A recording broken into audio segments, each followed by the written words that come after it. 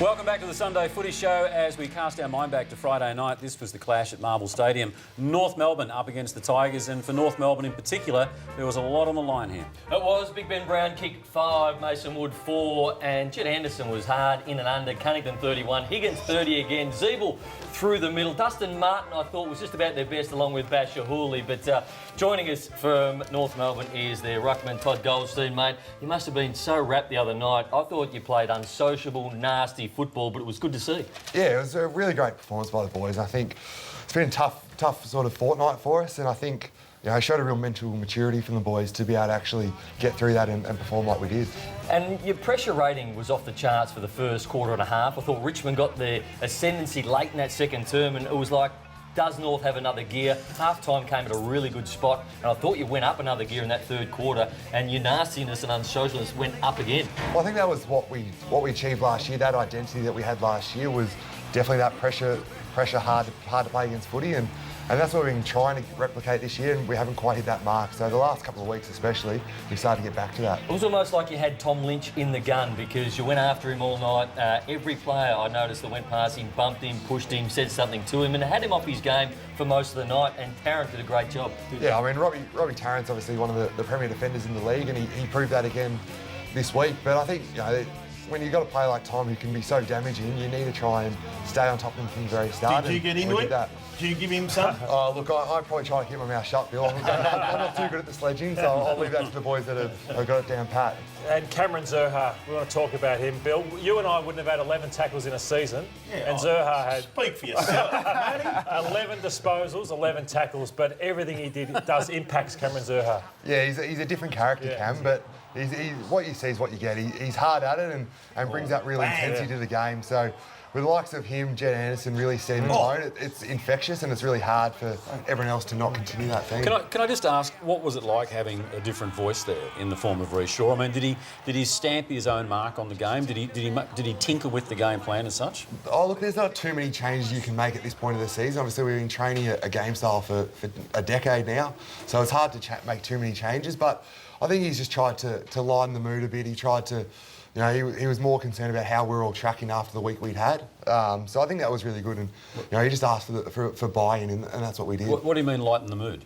Oh, I think, there was we had a few get-togethers, a few lunch and a dinner that just to try and get everyone together and spend some time as a group. A few lunches and dinner. Poor old Dale Thomas tried that, mate. Look where that went. I can assure you there was no good stuff. I think it was just some diet soft drink was the best we got. We're very happy for Rhys Shaw, we all were, but I tell you what, if he coaches for too long, he's not going to have many teeth left. He ate that many lollies, he just keeps feeding the face. His favourite is milk bottles. He ran out of milk bottles. Mate, he won't have any teeth. Look at him, he's just chomping into them. Well, they would have to be the worst lolly you can get them. Who eats milk bottles? He had to go to the snakes, he said, didn't he? Well, I think that's why he went for his run before the game, knowing that he was going to have to work it off. Goldie, what coach do you think is best suited to the group? You've been there for a long time. Is it a Rhys Shaw type, an inexperienced coach, or is it someone who's been there and done that before, like a Longmire Clarkson or someone with experience? I think it's hard to know exactly what's going to be best. I think both have their pros and cons to it, but I think at the moment, for what we need at the moment, Rhys is definitely the person that's going to help us for the rest of the season, and who knows after that. But I think he's got to put his best foot forward, and the boys are really excited. He's a real people person, so he's got really good relationships with the entire squad, which is always, I think it's important this day and age to have that good relationship. He's different to Brad Scott, I reckon. Yeah, he's not quite as polished as Brad. I think the meetings are definitely going to be a bit more interesting, I think.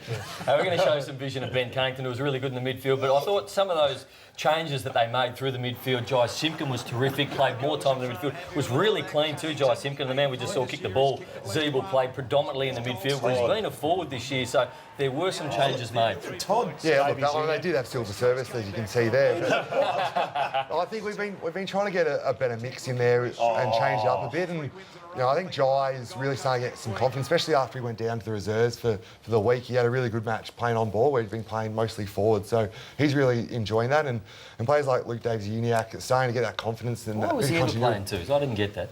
As in Luke? Yeah. I think he just needed that confidence. It's hard when you come into a midfield with Ben Cunnington, Jack Zeeble, Shaun Higgins. It's hard to find that want to get the ball, and you sort of almost sit back and let those guys get at it. So I think Luke just needed that confidence to be the man and to demand the footy. All right, let's have a look at some votes. Let's have a look at the votes, TJ. And I I just thought said Robbie that. Tarrant was terrific. Zerha had 11 tackles. Big Ben Brown, Mason Wood. Where's kicked 9 Cunnington? between them. I didn't have him in there, Lord. As you can see, his name's not there, is it? Oh, yeah. Steve. You Well, you it know should about the be. man that put Yeah. He silver was service? very good, but these blokes were just Did you trying see a the little bit game? better. Yeah. I did. I saw it very well too. It was one in the midfield. All right, let's flip it over now to the Little Blue Richards leaderboard, and we can see at this stage of the game, Tim Kelly from Geelong with a very nice lead at the moment. Who else we got on there, Nathan? Lockie Neal's going very right, well. we got him Tim rattled, TJ. Taranto, Trelaw, Brady Grundy. Would you like me to read through them all, TJ? Tom Sheep.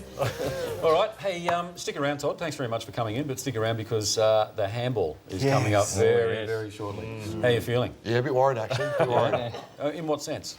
Oh, look, I don't know. I'm not sure how my right hand goes. So I don't like think I'm good, but I don't have to think about it. As soon as I got to think about it, I struggle a bit. Can't be any worse than his left. Oh!